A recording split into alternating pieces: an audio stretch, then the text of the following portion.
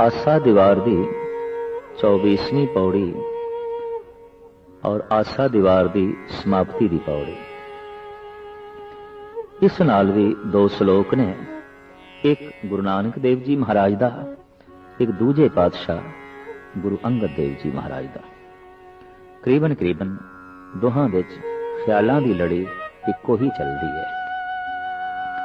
आपे भांडे साजियन आपे पूर्ण दे। इत्थे गुरु नानक देव जी महाराज अकाल पुरख नूं एक कुम्हार नाल तशबीह देंदे ने ते कुम्हार दी तरह उन्हें तरह तरह के जीवां दे भांडे घड़े ने। देखदे हां कुम्हार घड़े बना रहा है, मटकियां बना रहा है, कसौरे बना रहा है, कूजे बना रहा है, किसी दे उत्ते बड़े सोहने ढंग की चित्रकारी कर रहा है, किसी नूं उंजी सादा रहन देंदा पिया, मामूली जिहा रंग जो है पा देता है। अनंत घड़े। फिर ये घड़े वख वख लोगां दे घरां च गए। किसी ने उहदे च दुध पा के रखे और किसी ने उस भांडे नूं अग ते धर दिता है।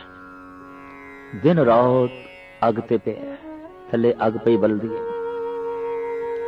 इस नूं कबीर अपने ढंग नाल कहंदे, काहू में मोती मुक्ताहल काहू ब्याद लगाई, कुमारे एक जो माटी गूंदी बहुबिद बानी लाई, काहू में मोती मुक्ताहल काहू ब्याद लगाई।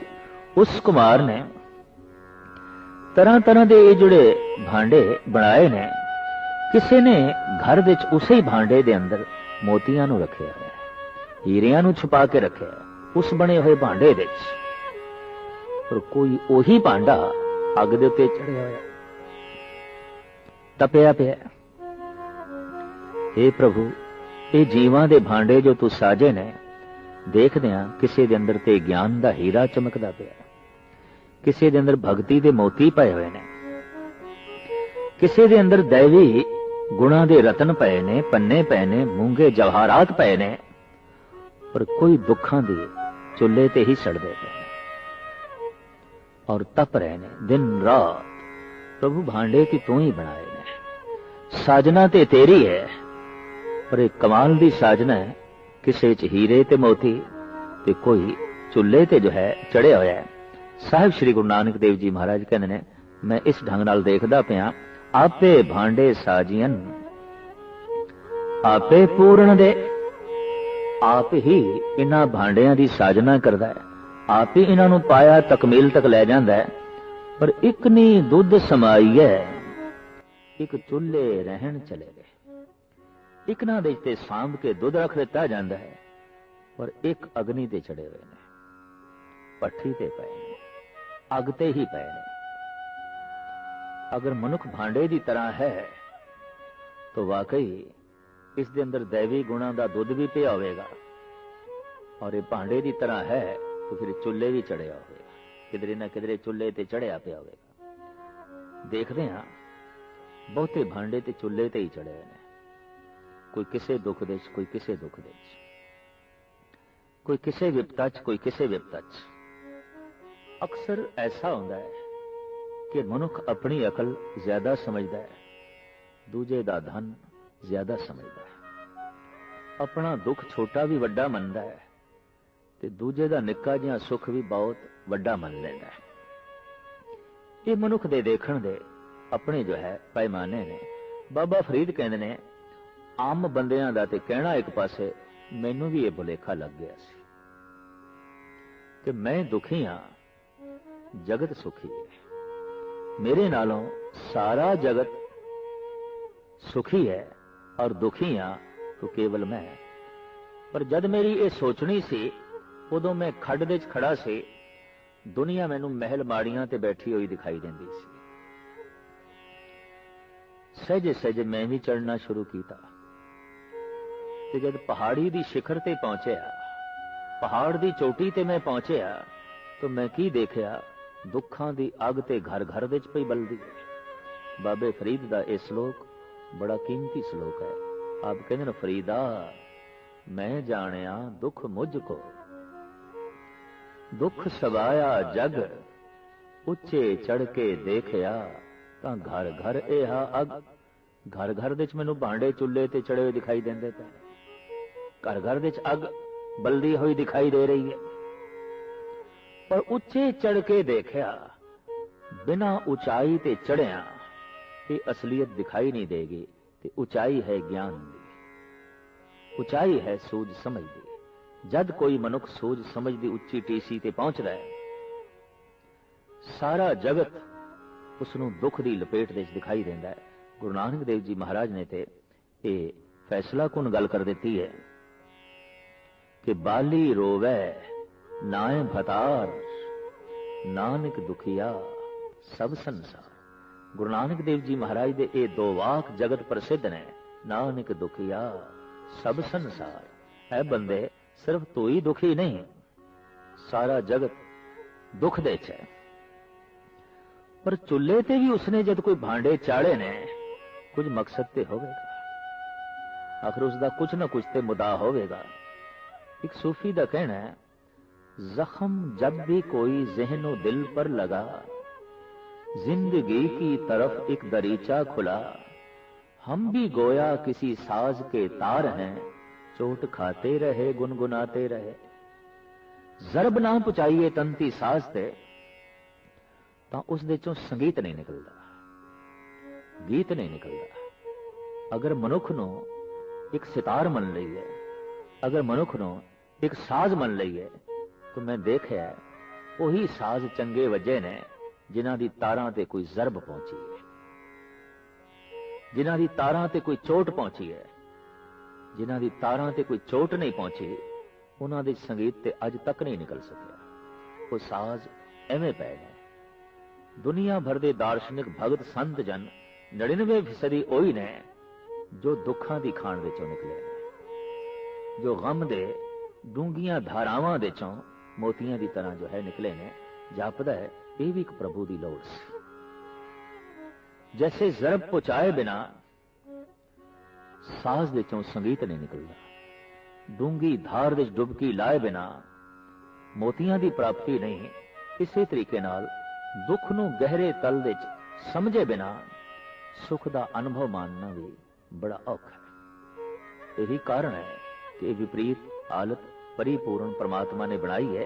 ਇਸ ਵਾਸਤੇ ਸੁਖ ਦਾ ਬਹੁਤ ਵੱਡਾ ਬੋਧ ਉਹਨਾਂ ਨੂੰ ਹੀ ਪ੍ਰਾਪਤ ਹੋਇਆ ਹੈ, ਉਹਨਾਂ ਨੂੰ ਹੀ ਮਿਲਿਆ ਜਿਨ੍ਹਾਂ ਕੋਲ ਦੁੱਖ ਦਾ ਬਹੁਤ ਵੱਡਾ ਬੋਧ ਸੀ। ਇਸ ਵਾਸਤੇ ਦੁੱਖ ਨੂੰ ਕਿਧਰੇ ਪਰਮਾਤਮਾ ਦੀ ਕਰੋਪੀ ਨਾ ਮੰਨ ਲਈਏ। ਕੇਤਿਆਂ ਦੁੱਖ ਭੂਖ ਸਦਮਾਰ, ਇਹ ਭੇਦਾਤ ਤੇਰੀ ਦਾਤਾਰ।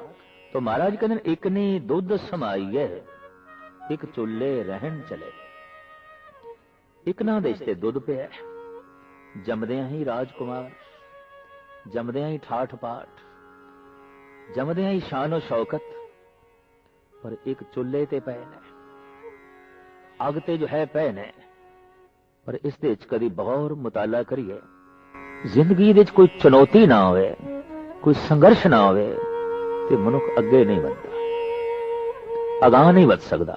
ਤੇ ਸਭ ਤੋਂ ਵੱਡਾ ਸੰਘਰਸ਼ ਹੈ ਦੁੱਖ। ਇਸ ਦੁੱਖ ਨੂੰ ਹੀ ਮਹਾਤਮਾ ਬੁੱਧ ਨੇ ਸਮਝਿਆ ਕਿ ਸਿਧਾਰਥ ਮਹਾਤਮਾ ਬਣ ਗਏ। ਇਸ ਦੁੱਖ ਤੋਂ ਹਿਰਦਾ ਪੀੜਤ ਹੋਇਆ, ਚਾਹੇ ਦੁੱਖ ਕਿਸੇ ਹੋਰ ਦਾ ਸੀ, ਆਪਣਾ ਨਹੀਂ ਸੀ। ਕਿਸੇ ਬੁੱਢੇ ਨੂੰ ਵੇਖਿਆ, ਕਿਸੇ ਦੀ ਲਾਸ਼ ਵੇਖੀ ਹੈ, ਮੁਰਝਾਇਆ ਹੋਇਆ ਫੁੱਲ ਵੇਖਿਆ, ਰੋਂਦੇ ਹੋਏ ਕੋਈ ਮਨੁੱਖ ਦੇਖ ਲੈਣੇ। ਦੁੱਖ ਤੇ ਦੂਜਿਆਂ ਦਾ ਸੀ, ਲੇਕਿਨ ਆਪਣੇ ਹਿਰਦੇ ਜਿ ਥਾਂ ਦਿੱਤੇ ਆਪਣਾ ਹਿਰਦਾ ਰੋ ਉੱਠਿਆ, ਤੜਪ ਉੱਠਿਆ। ਸਿਧਾਰਥ ਜਦ ਰੋਇਆ, ਉਹਦੇ ਰੋਣ ਦੇ ਹੰਝੂਆਂ ਦੇ ਵਿੱਚ ਸਿਧਾਰਥ ਬਹਿ ਗਿਆ, ਮਹਾਤਮਾ ਬੁੱਧ ਪ੍ਰਗਟ ਹੋ ਗਿਆ। ਦੁੱਖ ਨੇ ਹੀ ਸਿਧਾਰਥ ਨੂੰ ਮਹਾਤਮਾ ਬੁੱਧ ਬਣਾ ਦਿੱਤਾ। तो सिद्धार्थ जैसे ते कई राजकुमार ने, कौन पुछदा है, इतिहास दे भी नामो निशान मिट गए ने, पर जब तक सूरज चंद तारे रहणगे महात्मा बुद्ध नूं मिटाना बहुत औखा। हंझुआं दे नाल सिद्धार्थ मिट गया है, महात्मा बुद्ध पैदा हो गया। भावें ये भांडा चुल्हे ते चढ़िया, पर चुल्हे ते चढ़ के अमर हो गया, पक गया, पुख्ता हो गया। अग्नि ने उसनूं पक्का कर दिता, होर मजबूत कर दिता। जिस भांडे च साग सब्जी बनाई जाती है, पुराना जमाना मिट्टी दे भांडे, और जो जितना ज्यादा अग ते चढ़िया होया भांडा हुंदा सी वो उतना ही ज्यादा मजबूत हो जाता सी, वो उतना ही ज्यादा जो है पक जाता सी और बिल्कुल धातु की तरह मजबूत हो जाता सी। तो उन्हां मनुखां दे अंदर बहुत वड्डी पकियाई देखण नूं मिलदी है, जिन्हां ने बहुत गहरे दुख महसूस कीते होण। लाजमी नहीं कि दुख उन्हां दी झोली च होण, ऐसा भी हो सकता है दुख किसे दा है महसूस आप कीता है, पीड़ा किसे दी है पर महसूस आप कीती है। कि जब महसूस आप कीती है तो आप ते चुल्हे ते बैठ गया, आप ते जो है तड़पे है। तो महाराज कहते हैं, एक नी दुध समाईए, एक चुल्हे रहन चढ़े, एक निहाली पै सवन, एक ऊपर रहन खड़े। कमाल दी गल है महाराज, मैं देखना एक ते सोने बिस्तर ते सुते पै ने, एक उन्हां दी रखवाली करन लई चौकीदार बाहर खड़े ने। सारी रात जाग के कोई सारी रात किसी नूं सुला रहा है, कोई सारी रात आराम दी ते सुरक्षित नींद सौ सके, कोई सारी रात बेराम होके जागे है, कोई सारी रात बेआरामी नाल पहरा देंदा रहा है, इस वास्ते कि सारी रात कोई आराम नाल सौ सके। महाराज कहते मैं हैरान हाँ, कईयां दा आराम कईयां दी बेआरामी ते खड़ा है। इस वास्ते जो आराम दे च है वो किधरे बहुत अपने आप नूं वड्डा ना समझ लवे, ओदी सुरक्षा ते उसदा बहुत वड्डा आराम किसी दी बेआरामी ते खड़े है। एक मोरी दी इट है, थल्ले दी इट है, एक ऊपर दी इट है, छत दी दीवार दी ऊपर दी इट सब तो उच्ची दी इट अगर ऐसा मान करे, ऐ इट तू सब तो थल्ले मैं सब तो ऊपर, इस वास्ते मैं वड्डी हां तू छोटी है, तू तो बिल्कुल थल्ले पई है जमीन पे, मैनू देख मैं आसमान तक पहुंच गई हां, मैं बुलंदियां नू छू लिया, उचाइयां नू छू लिया। पर हकीकत यह है कि कोई इट थल्ले ना होवे तो कोई इट ऊपर भी नहीं जा सकती। कईयां दा बहुत उच्चा उठना महज इस वास्ते है कि कुछ थल्ले है। कोई इट्टा थल्ले रहन नू अगर राजी नहीं तो कतई कोई इट्टा ऊपर रह ही नहीं सकते। ये प्रभु की एक लीला कि इट्टा कुछ थल्ले भी चाहिए ने, ताई इट्टा कुछ ऊपर रह सकते। कुछ एक दो मनुख बेआराम इंदे भी चाहिए ने, ताई एक दो आराम कर सकणगे। इस तरह की लीला, इस तरह का खेल। महाराज कहते मैं एक खेल देख के हैरान हाँ कि एक आराम नाल सौ रहे ने ते एक सारी रात बेआरामी नाल खड़े होके उन्हां दे पैरा पै देंदे ने। एक निहाली पै सवन, एक ऊपर रहन खड़े, तिना सवारे नानका जिनको नदर करे। जिन्हां ते अपनी बख्शिश करदा है उन्हां नूं अध्यात्मक गुणां नाल शिंगार देंदा है, संवार देंदा है। सब तो वड्डा शिंगार है अध्यात्मक गुण, अध्यात्मक जेवर, रब्बी गुणां दे जेवर जिसने पहन लेने, उस तो वड्डी सुंदरता जगत विच कोई होर है नहीं। वो सब तो वड्डा सवरिया होया मनुख है। दूजा श्लोक दूजे पातशाह गुरु अंगद देव जी महाराज दा। आपे साजे करे आप, जाई भी रखे आप। साजना वो आप करदा है, रक्षा वो आप करदा है, जाई भी रखे आप। अपनी जाई होई, अपनी बनाई होई, इसकी हिफाजत भी वो आप करदा है। पहाड़ ने, वृक्ष ने, सागर है, ग्रह नक्षत्र ने, ये उसने ही थम के रखे हुए। जे इतना वड्डा पसारा उसने थम के रखे है तो ऐ बंदे तैनू भी उसने ही थम के रखे है। जरा सोच, ये तो कई दफा कोड कर ली ऐसा सोच लेंदी है कि मैं शैतीर दे थल्ले ना हुआ तो शैतीर गिर जाएगा। कई दफा मैं ऐसा धारणा दे मनुखा नू देखना जो सोचते ने कि शायद असी ना होइए संसार किवें चलेगा, असी ना होइए परिवार किवें चलेगा, असी ना होइए ये संस्था किवें चलेगी। पर देखण दे चाहुंदा जद वो नहीं रह जाता तो संसार तो चलदा ही रहिंदा, परिवार तो चलदा ही रहिंदा, संस्थावां तो चलदियां ही रहिंदियां ने। इनू ही महाराज कहंदे ने केती गई देख वाजे वजाए, वही एक रहसी जो साचा खुदा है। आपे साजे करे आप, जाए भी रखे आप। तिस विच जंत उपाय के देखे थाप उताप। ਇਹ ਜਿਹੜੀ ਸ੍ਰਿਸ਼ਟੀ ਉਸਦੀ ਜਾਈ ਹੋਈ ਹੈ, ਇਸ ਦੇ ਤਰ੍ਹਾਂ ਤਰ੍ਹਾਂ ਦੇ ਜੀਵਾਂ ਜਨਤਾ ਨੂੰ ਪੈਦਾ ਕਰਕੇ, ਮਾਰ ਕੇ, ਉਥਾਪ ਕੇ ਔਰ ਥਾਪਨਾ ਕਰਕੇ ਉਹ ਪਰਿਪੂਰਨ ਪ੍ਰਮਾਤਮਾ ਵੇਖਦਾ ਹੈ ਇਸ ਕੌਤਕ ਨੂੰ। ਕਿਸ ਨੂੰ ਕਹੀਏ ਨਾਨਕਾ ਸਭ ਕੁਛ ਆਪੇ ਆਪ। ਹੁਣ ਇਸ ਤਰ੍ਹਾਂ ਦੀ ਫਰਿਆਦ ਕਿਸ ਦੇ ਅੱਗੋਂ ਕਰੀਏ ਕਿ हे ਪ੍ਰਭੂ, ਇੱਕ ਚੁੱਲ੍ਹੇ ਤੇ ਕਿਉਂ ਚੜੇ ਨੇ, ਇੱਕ ਨਾ ਦੇ ਚ ਦੁੱਧ ਕਿਉਂ ਹੈ, ਇੱਕ ਆਰਾਮ ਦੇ ਚ ਕਿਉਂ ਨੇ, ਇੱਕ ਬੇਆਰਾਮੀ ਦੇ ਚ ਕਿਉਂ ਨੇ। ਮਹਾਰਾਜ ਕਹਿੰਦੇ ਨੇ ਜਦ ਸਾਰੀ ਸਾਜਨਾ ਉਸਦੀ, ਸਾਰੀ ਬਣਤਰ ਉਸਦੀ, ਤਾਂ ਕਿਸ ਨੂੰ ਕਹੀਏ ਨਾਨਕਾ ਸਭ ਕੁਛ ਆਪੇ ਆਪ।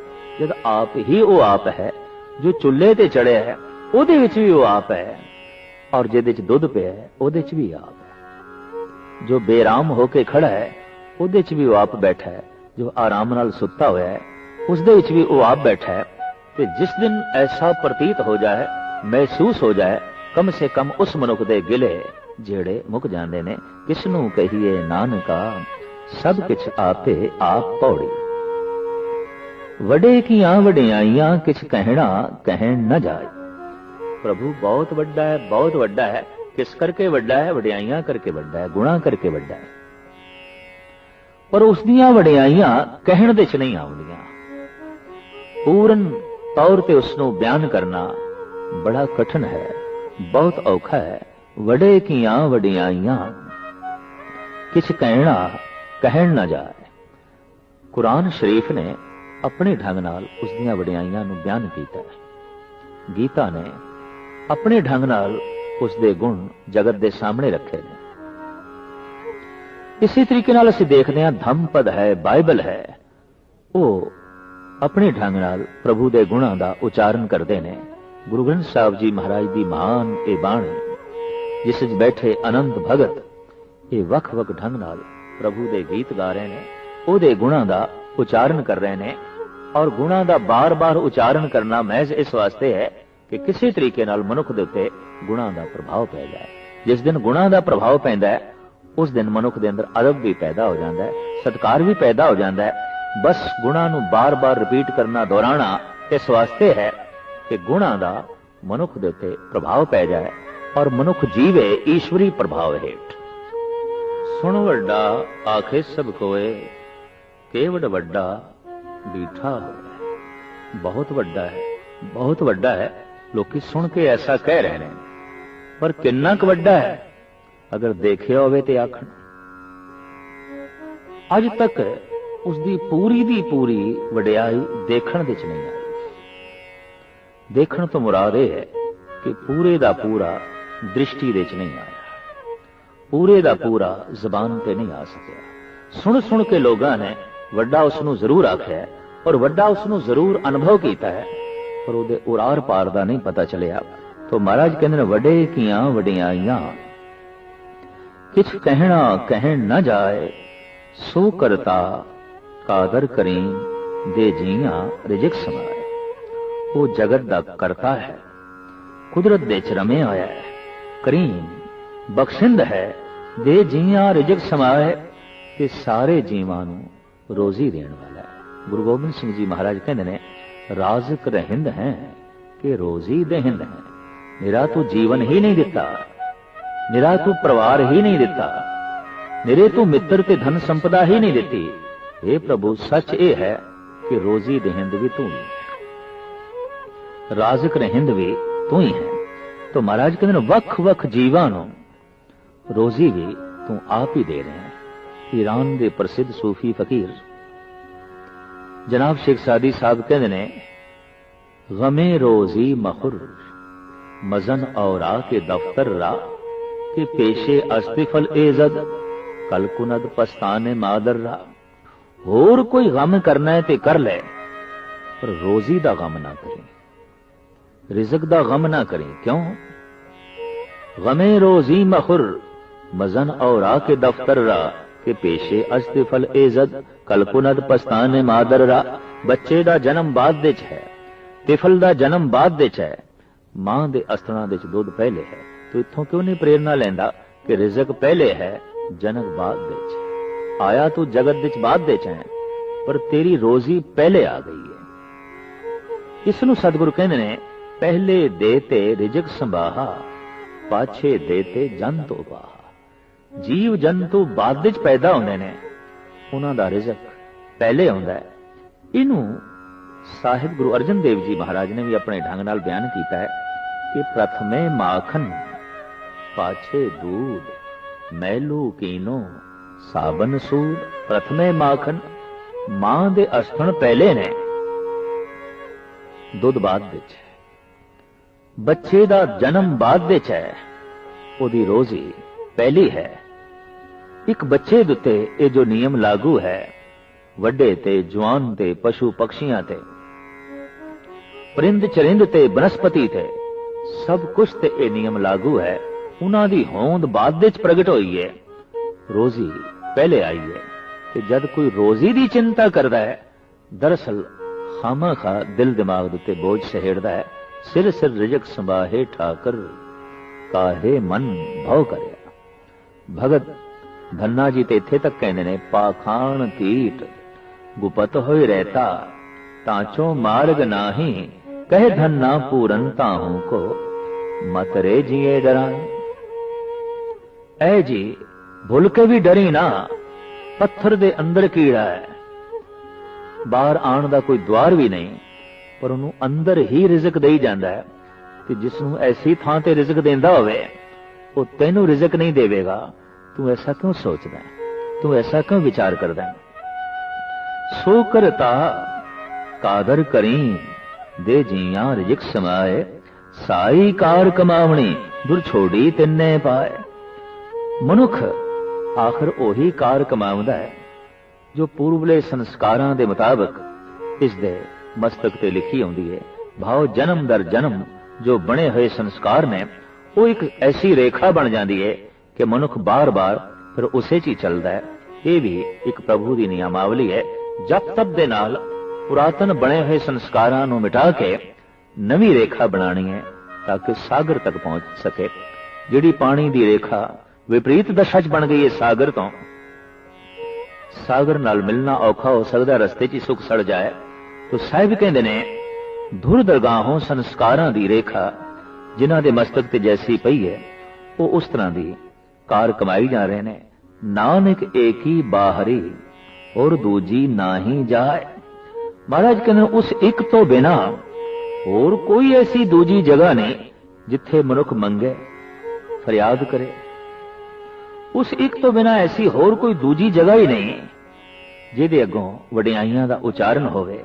ऐसा ना कोई होर कादर है, ना कोई उस वर्गा होर कोई करीम है ते रहीम है, ना ही कोई उस वर्गा होर इतना कोई वड्डा है। नानक एक ही बाहरी और दूजी ना ही जाए, सो करे जे तिसे रजाए। जगत विच परिपूर्ण परमात्मा वही कुछ कर रहा है जो उसकी रजा है, जो उसकी मर्जी है, जो उसका भाना है। मूल उपदेश उसकी रजा दे च रहना है, उसकी मर्जी दे अनुकूल चलना है। ये आसा दिवार प्राचीन समय तो गुरु घर विच अमृत वेले गायन की जाती है। ये नाल ये शब्द जुड़ गए ने कि आसा पूर्ण करने वाली बाणी है। इस दे जिहड़े श्लोक ने, इस दे जिहड़ियां पौड़ियां ने, वहम तोमात भरम मनुख दे मन चो दूर कर देंगे ने। गुरु नानक दे ये बोल, आसा दीवार दी ये बाणी शोले ने, ये कोई बुझी हुई राख नहीं। आसा दीवार दे श्लोकां दे सामने फोके वहम तोमात दा रहना बड़ा कठिन है, और फोकियां मनोतां इहदे सामने नहीं रह सकणगियां। आदि काल तो महापुरुष ऐसा समझते रहने कि अमृत वेले जो आसा दीवार गायन करते हैं, और अमृत वेले जो आसा दीवार नूं भावना नाल सुनते हैं, उन्हां दीयां सारियां ही आसावां पूरीआं हो जांदियां। उन्हां दे मन विच फिर कोई भी प्रबल इच्छा जो तनाव बन के बोझ बन के रहे नहीं रहिंदी। उन्हां दी प्राप्ति वास्तविक परमात्मा दी हो जाती है। ते परमात्मा दी प्राप्ति यह है कि सबे इच्छा पूरियां जा पाया अगम अपारा। ऐसा अगम, ऐसा अपार जब आसा दीवार दी बाणी द्वारा प्राप्त हो जाता है, तो अंदर कोई इच्छा नहीं रहती, अंदर कोई तमन्ना नहीं रहती। ये सारे श्लोक ਅਗੰਮੀ ਸ਼ਲੋਕ ਨੇ। ਇਹਨਾਂ ਨਾਲ ਜੁੜੀਆਂ ਹੋਈਆਂ ਪੌੜੀਆਂ ਨੇ 24। ਲੇਕਿਨ ਇਸ ਢੰਗ ਦੀ ਗੁਰਦੁਆਰਿਆਂ 'ਚ ਮਰਿਆਦਾ ਹੈ ਕਿ 24 ਛੰਦ ਵੀ ਗੁਰੂ ਰਾਮਦਾਸ ਜੀ ਮਹਾਰਾਜ ਦੇ ਜੋੜ ਕੇ ਪੜ੍ਹੇ ਜਾਂਦੇ ਨੇ, ਜਦਕਿ ਗੁਰੂ ਗ੍ਰੰਥ ਸਾਹਿਬ ਜੀ ਮਹਾਰਾਜ ਦੇ 'ਚ ਕੇਵਲ ਪੌੜੀਆਂ ਨੇ ਤੇ ਇਹ ਸ਼ਲੋਕ ਨੇ। ਔਰ ਇਹ ਸ਼ਲੋਕ ਗੁਰੂ ਨਾਨਕ ਦੇਵ ਜੀ ਮਹਾਰਾਜ ਦੇ, ਗੁਰੂ ਅੰਗਦ ਦੇਵ ਜੀ ਮਹਾਰਾਜ ਦੇ ਤੇ ਪੌੜੀਆਂ ਸਾਰੀ ਦੀਆਂ ਸਾਰੀਆਂ ਸਾਹਿਬ ਸ੍ਰੀ ਗੁਰੂ ਨਾਨਕ ਦੇਵ ਜੀ ਮਹਾਰਾਜ ਦੀਆਂ। ਸਾਹਿਬ ਸ੍ਰੀ ਗੁਰੂ ਨਾਨਕ ਦੇਵ ਜੀ ਮਹਾਰਾਜ ਬਖਸ਼ਿਸ਼ ਕਰਨ